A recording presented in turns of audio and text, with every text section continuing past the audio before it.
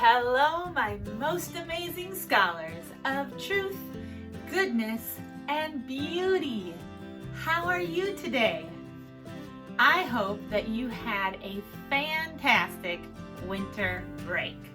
And I hope you're ready to get back at it as we start our art lessons for this week. This is your art history video, and the first thing I want to do is review the artwork that has inspired us so far. So let's see if you can repeat these after me. Here we go. Ahem! The bust of Queen Nefertiti.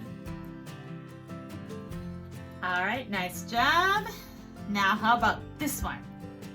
Without my help, do you remember? The Great Sphinx. Very good. All right, this one might be a little harder. Tutankhamun's coffin. All right. Ahem. The Swan was painted by Henri Matisse. All right, this one. Ready, set, say it. Running horses from the cave of Lascaux. Very good. Ahem. Hair was painted by Albrecht Dürer. Ahem. Little dancer, aged 14 years, was created by Edgar Degas. Ahem. Tulips in Holland was painted by Claude Monet. And here is the new one for today. Today is the day that we get to start studying and talking about the art of the ancient Romans and ancient Greek art. Roman and Greek art are things that we are going to spend about a month on, because as you study ancient Greece and ancient Rome, you will see that it is the cornerstone, the bedrock, the thing that we build our curriculum upon at our classical charter school of Parnassus Preparatory. And so I really am excited to talk to you more about ancient Roman and Greek art. This building is called the Pantheon. And before I tell you more about it, I want to give you some background on the ancient Romans and the ancient Greeks. So the first thing I'm going to talk to you about are just some really basic facts about ancient Greece. So you can see here on a map where Greece is, and I show you the globe here too. So what you'll need to notice is that this is Africa down here, this is Europe up here, and it's across the ocean from the United States where we are now. So we're on the way other side of the globe. This area right here is the Mediterranean Sea, and Greece is the country that is right between the Aegean Sea and the Ionian Sea. All right, it was made up of a collection of small city-states which often did not get along.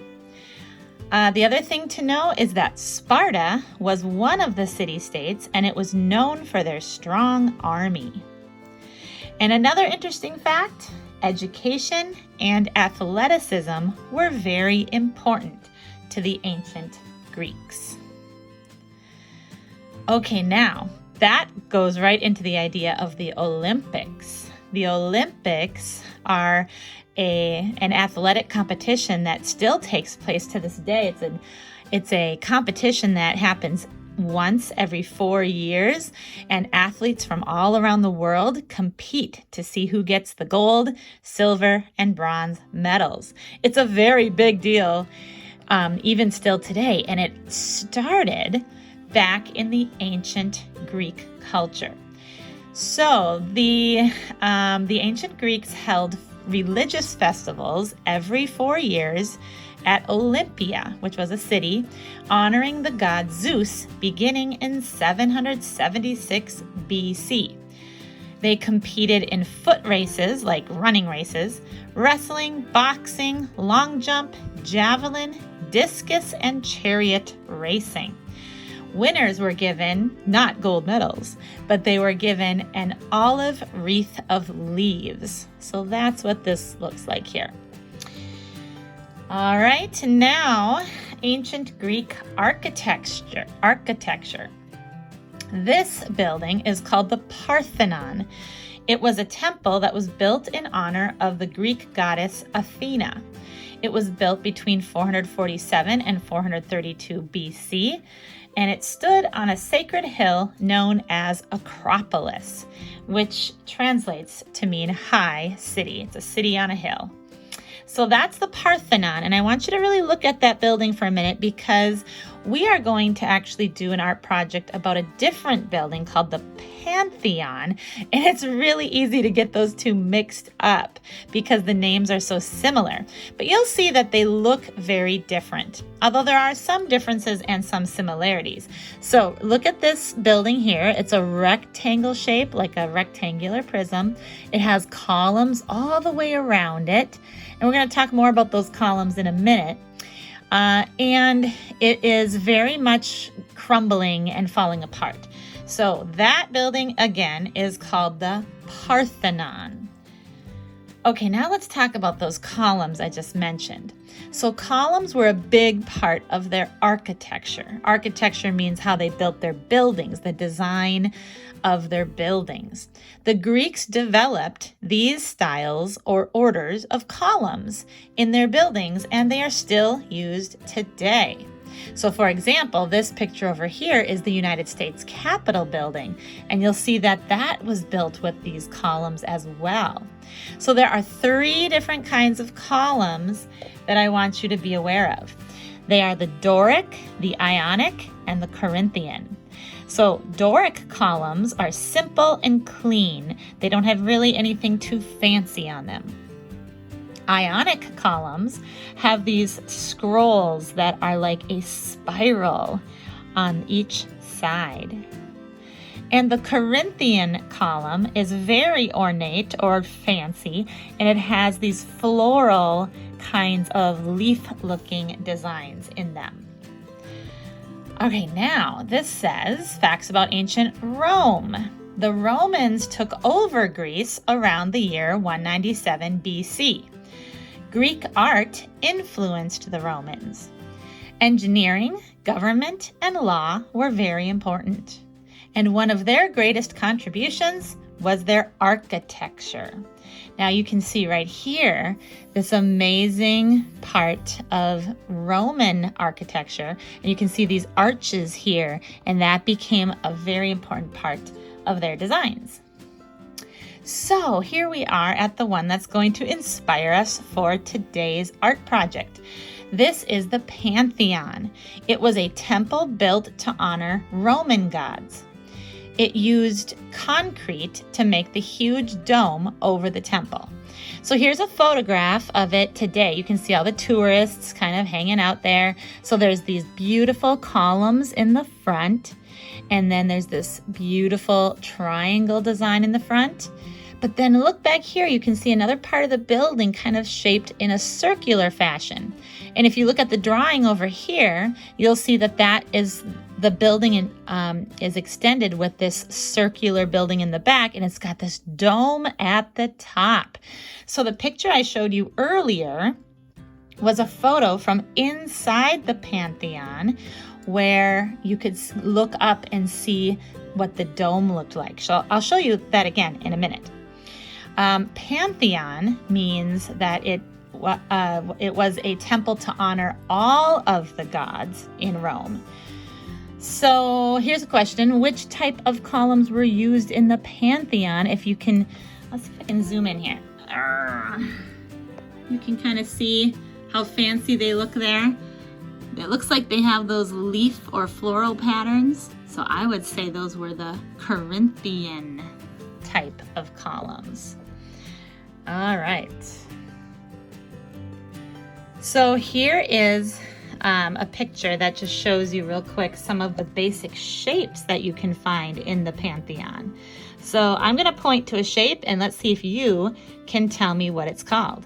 So this long four-sided shape with two long sides and two short sides, what are those called? Rectangles. Yep, and that's these and these and these columns. They're all rectangle shaped. All right, what about this three-sided figure up here? What kind of shape is that called? Ready, set, say it. Triangle. Do you see a triangle here and here also? And then the last one is this shape on the top. We know that it's this one on the top we know is a dome, but when you're looking at it in a flat piece of paper, you can also call it a semicircle or a half circle. Okay, so I have a few questions for you as you look at this picture, all right? So imagine you're standing inside that building. So there's the bottom, the floor, where you would be standing, and then you're looking up, way up into the dome. All right, now, what are some of the geometric shapes that you see on the walls and the inside of the dome? All right, let's see if you can find some shapes. Do you see any triangles?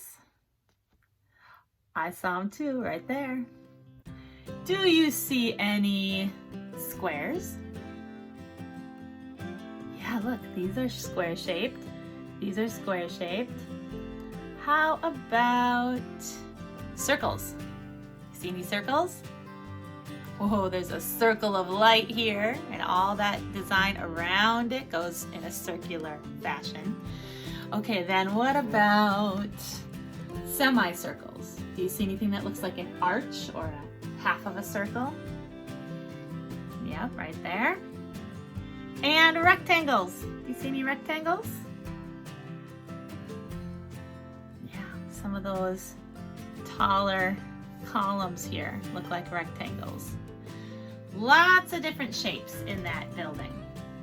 Why do you think that there is this cutout at the top of the rounded kind of dome? Why do you think they cut that out? It's actually called an oculus. Isn't that a cool name? It's called an oculus, and I think there's a certain reason why they put it in there. What do you think? Yeah, to let in some light.